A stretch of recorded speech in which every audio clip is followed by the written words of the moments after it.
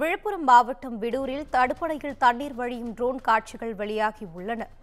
விழுப்புரம் மாவட்டம் விடூரில் சங்கரபரணி ஆற்றில் வினாடிக்கு 5600 கன அடி நீர் திறக்கப்பட்டு உள்ளது. அந்த காட்சியை பார்த்து வருகிறோம். இது குறித்தான கூடுதல் தகவலோடு இணைகிறார் எமது செய்தியாளர் காதர். வணக்கம் காதர், தகவல்களை பகிரலாம். வணக்கம் இனிதா.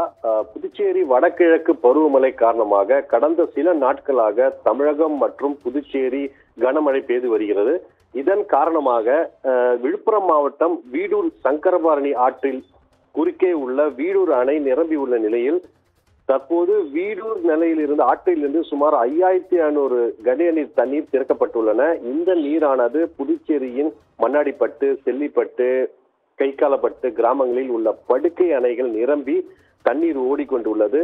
தடுப்பணைகளை தண்ணீர் நிரம்பி ஓடும் காட்சி தற்போது வெளியாகி உள்ளது.